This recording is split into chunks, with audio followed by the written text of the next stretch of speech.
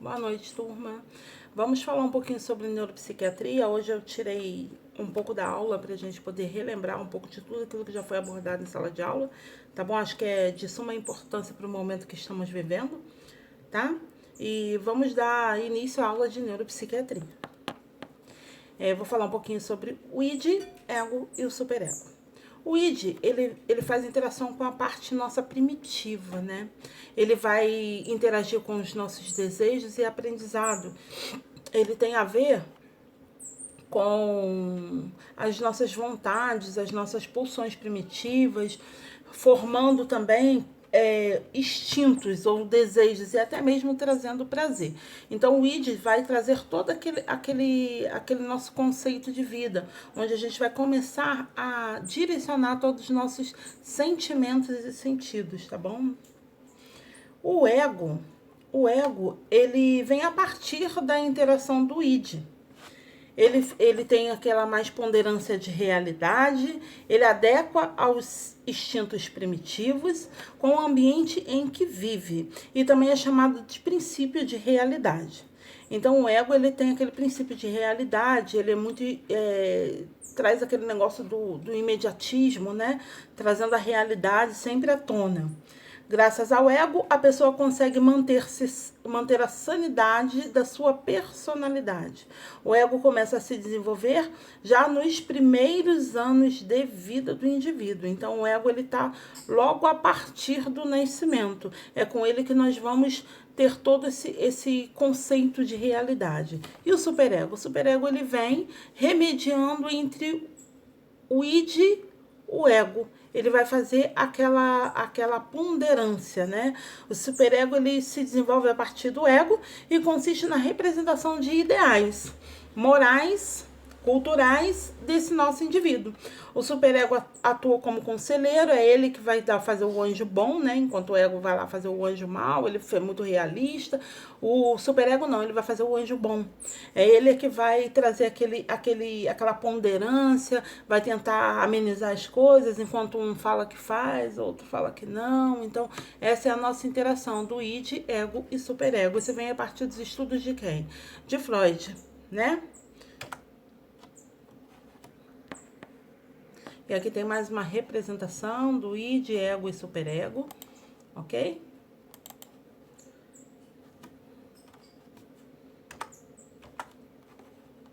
Deixa eu só ajustar aqui. Bom, fiz essa pergunta em sala de aula, né? Uma pergunta que eu quero que vocês voltem a repensar nela. Quais são os seus medos da enfermagem? Agora a gente está num momento em pandemia, né? O que seria pandemia? É quando existe uma ameaça que pega todo mundo, né? Não são só alguns países. Não é uma coisa endêmica que pega só num território inteiro, né? A pandemia, ela consegue atravessar continentes, né? A pandemia que nós estamos vivendo agora, ela traz medos. E quais são os seus medos nessa atualidade? Você já conseguiu pensar um pouquinho essa semana sobre isso? Gostaria que você anotasse esses seus medos, porque eu vou perguntar sobre eles lá no fórum, tá bom? Bom, é assustador, acho que todo mundo recorda dessa mãozinha, né? Que quando eu observo que de cada 5 pessoas, uma sofre de algum tipo de doença mental. Quantas pessoas tem na sua casa nesse exato momento? Se eu tenho contabilizado 5 pessoas, provavelmente uma delas ou desenvolveu, ou vai desenvolver ainda no futuro, ou está desenvolvendo algum tipo de adoecimento mental. Isso é preocupante? Sim. Nós já conversamos em sala de aula, até fizemos alguns debates informando sobre a importância de manter a saúde da mente. E aí fica novamente uma pergunta: de que forma eu consigo equilibrar essa saúde dessa mente?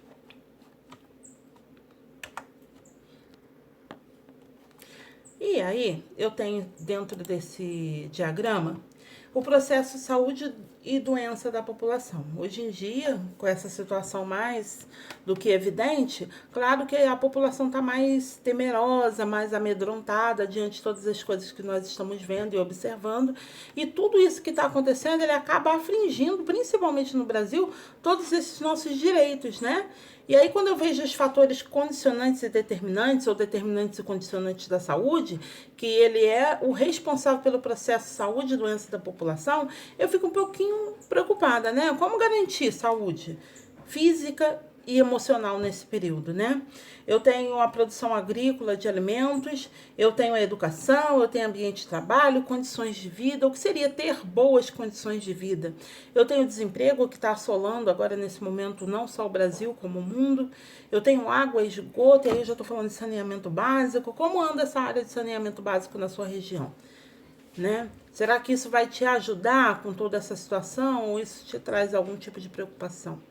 Serviços sociais em saúde, e isso daí a gente já agarra um pouquinho, né? Com toda essa situação de pandemia no Brasil, a nossa maior preocupação é: será que a saúde, será que o Sistema Único de Saúde vai dar conta dessa realidade que está por vir?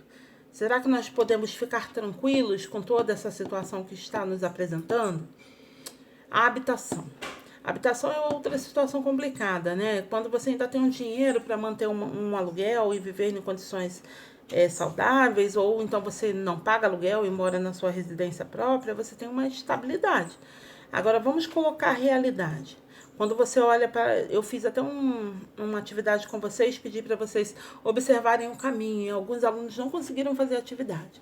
Será que você conseguiu observar esse seu ir e vir nesse período?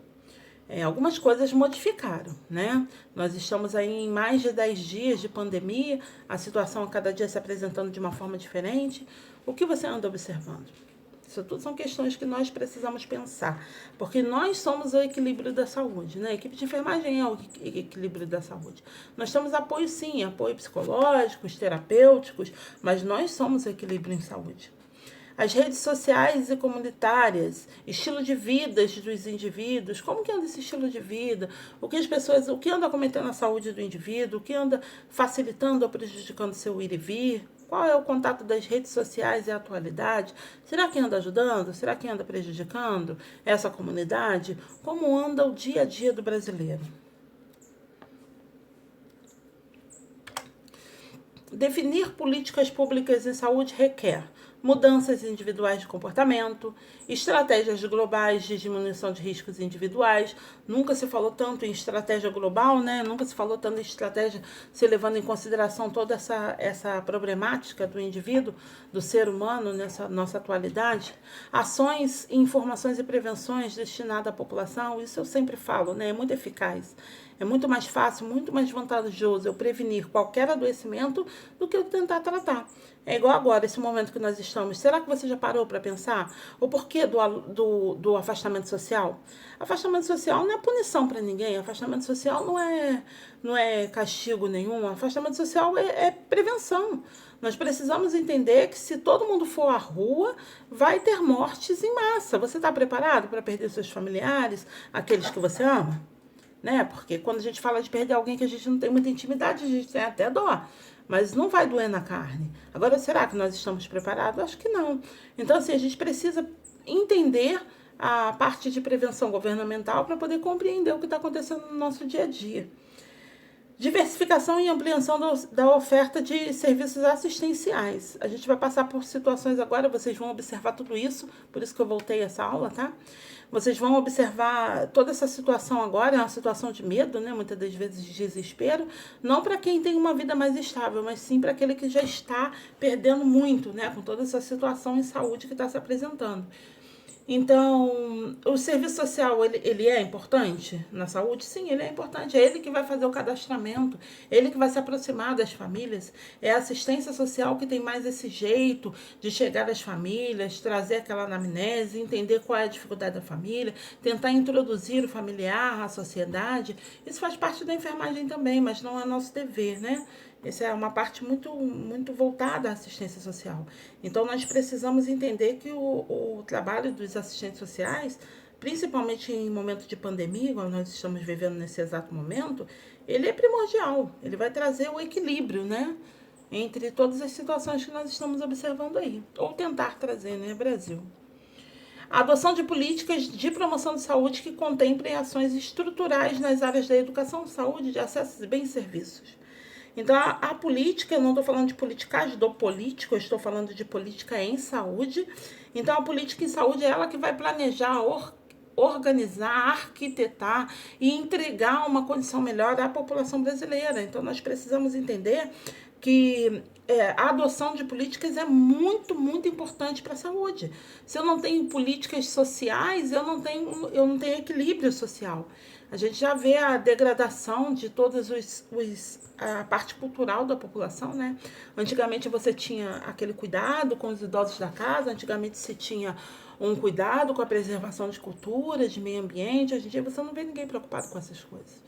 E são situações que podem agravar muito a condição do meio ambiente da população. E aí eu preciso saber que neuropsiquiatria é uma disciplina que integra os domínios da neurologia e da psiquiatria e todas as suas relações, tá?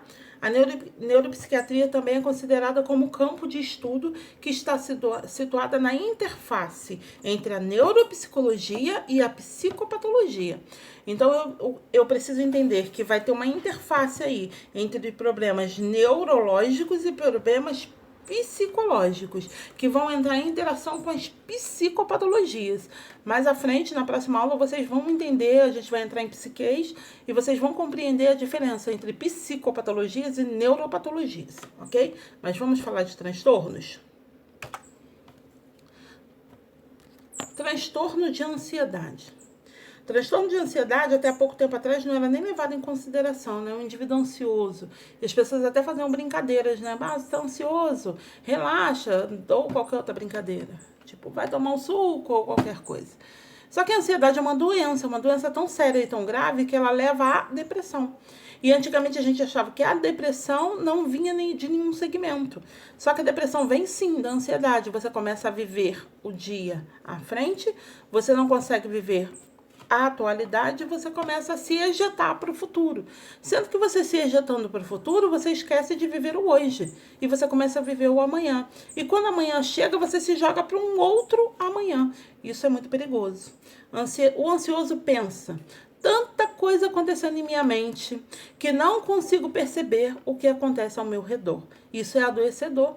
Muitas das vezes o filho cresce, marido vai embora, marido retorna, os filhos casam e você perde muito tempo da tua vida porque você está preocupado com uma coisa que ainda está por vir e não consegue viver o momento, tá?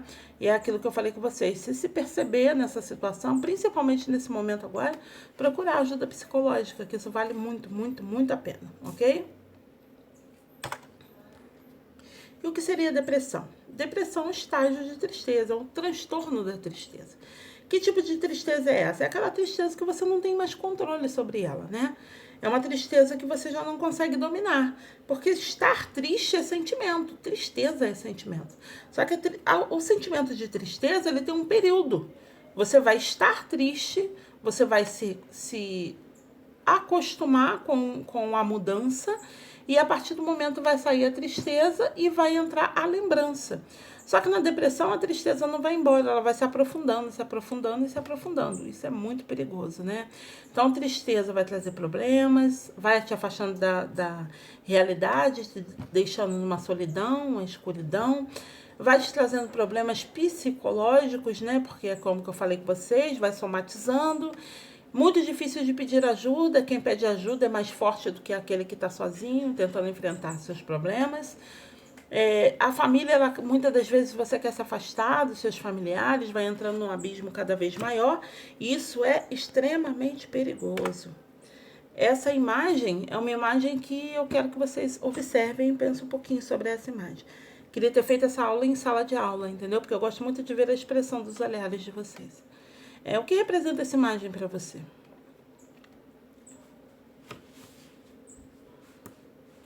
Observe.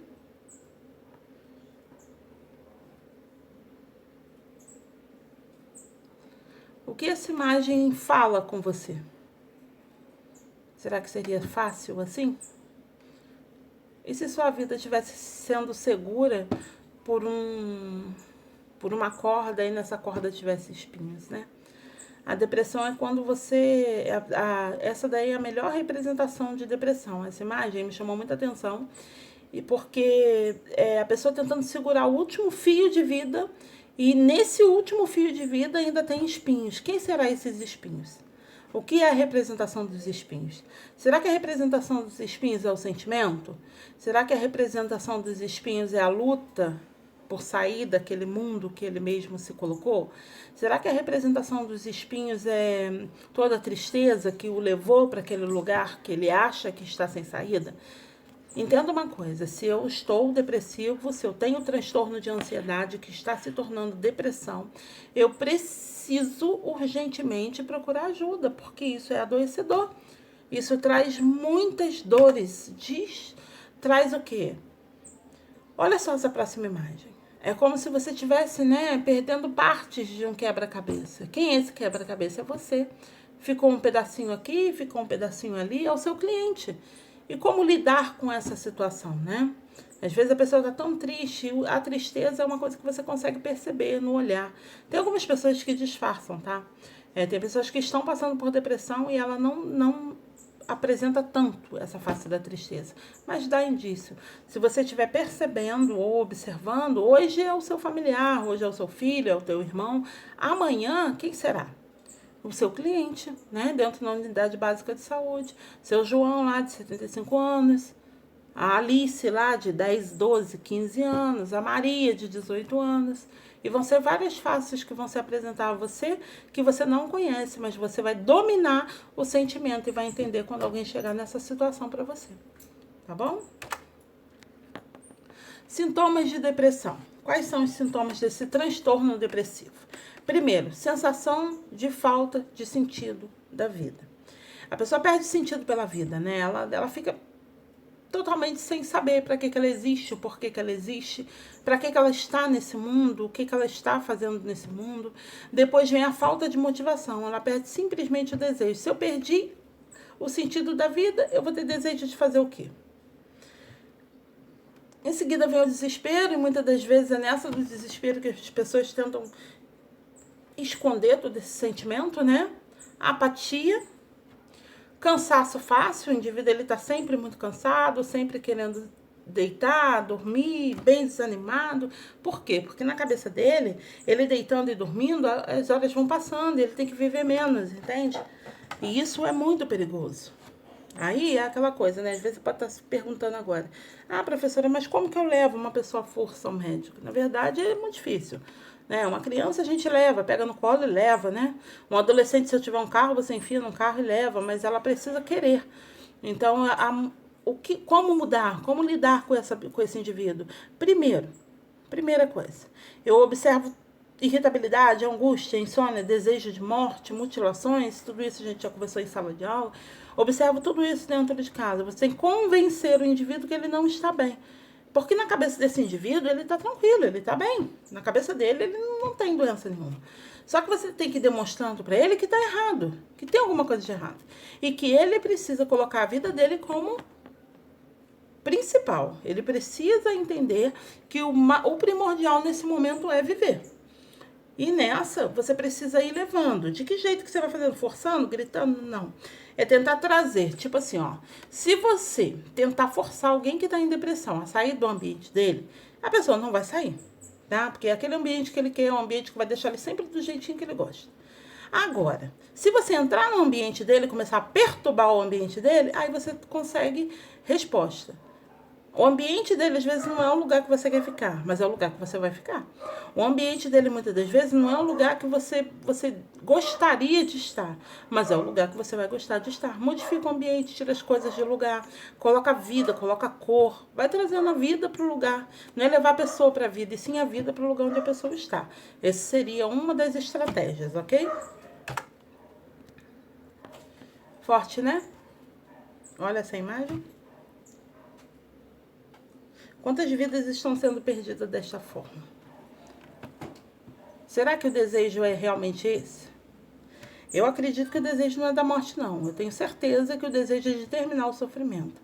Muitas das vezes a pessoa se vê de uma forma que na realidade não acontece, como nós sabemos é um transtorno, né? Só que a pessoa se enxerga de um jeito que ela acha que ninguém gosta dela, ou que ninguém se importa com a vida dela, e que na verdade a coisa está indo contra a partida. Não é bem assim.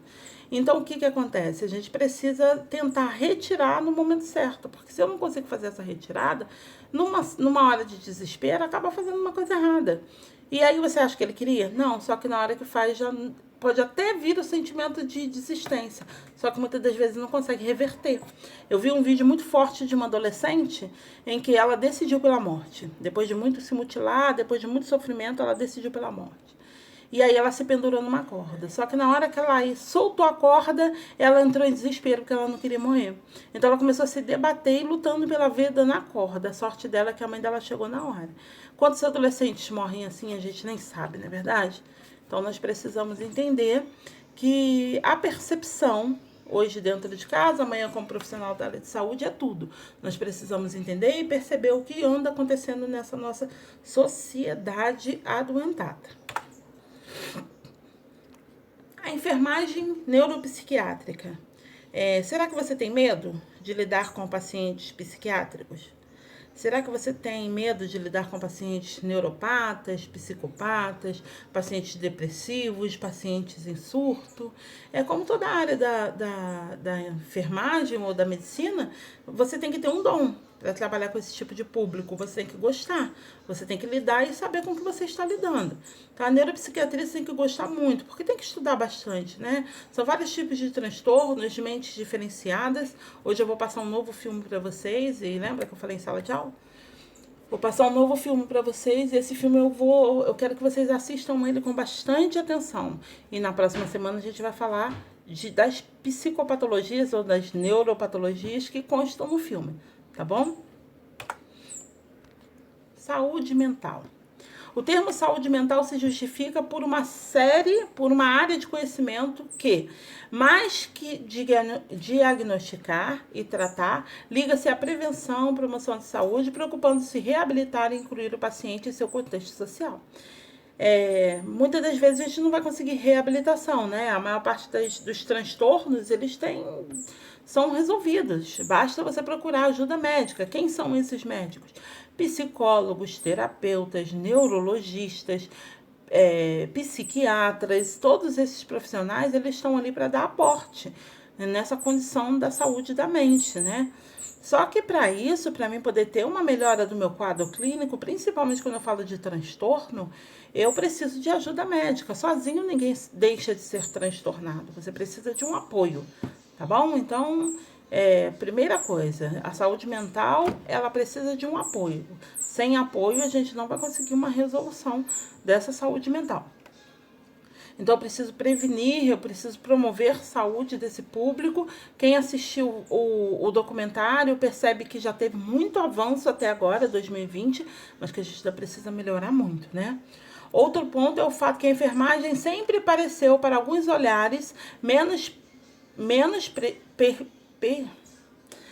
eficazes e está à sombra de conhecimento médico. Só que isso é uma grande mentira, né? Porque a gente não depende de um médico para entender o que está acontecendo com o paciente, né? Nós estudamos bastante, tanto vocês, técnicos de enfermagem, que irão decidir por trabalhar por essa área, vão se especializar, conhecer melhor essa vida, essa saúde dessa mente, a falta de saúde, os acometimentos, o comportamento de cada profissional. E quanto ao médico, claro que eles têm mais domínio porque eles são especialistas, mas nós trabalhamos com o público. Então, por trabalhar com o público, eu preciso entender qual o tipo de patologia que vem diante desse indivíduo. Mas, na verdade, ele constrói seu conhecimento e divide com todas as áreas envolvidas as frustrações de trabalhar nesse ambiente de saúde mental. Então, nós dividimos com toda a equipe. Se você entrar para observar o trabalho da saúde mental dentro de qualquer área, eu até pedi para vocês observarem, né, todos os ambientes de saúde mental, os ambientes que dão aporte à saúde mental. Eu não sei se vocês conseguiram fazer isso antes da gente entrar nessa situação, mas se vocês conseguiram fazer, observaram o quanto a equipe se doa, né, por todo aquele trabalho. E o quanto ainda tem muita gente que precisa se doar ou aprender mais sobre toda essa funcionabilidade da saúde, do sistema da saúde mental. Então, primeiro que eu tenho para falar sobre saúde mental. Saúde mental precisa se especializar. Segundo, eu tenho que gostar para entrar para a área. Terceiro, eu tenho que ter o desejo de aprender, aprender, aprender e aprender. Porque se eu não vir com esse desejo, eu vou acabar falhando. E a minha falha vai levar à morte, muito mais do que numa patologia física. Porque em saúde mental você não consegue diagnosticar com um exame, né?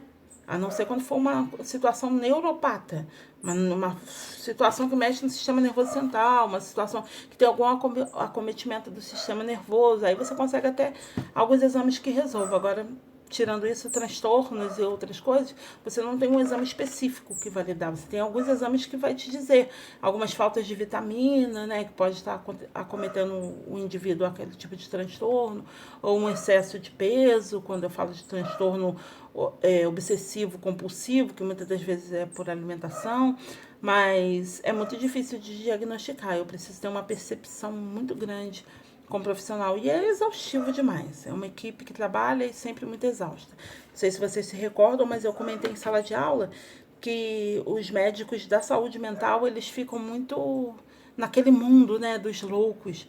E quando, dependendo do jeito que ele entra para o mundo dos loucos, você não consegue observar quem é o médico, quem é o paciente. Isso não é bom. Isso daí é porque já afetou a mente daquele indivíduo. Mas se você for conversar com o médico, você percebe que não, que de repente aquilo é um estilo de vida. Então precisamos estar sempre atentos para saber o que está acontecendo, né? Se falando em saúde da mente.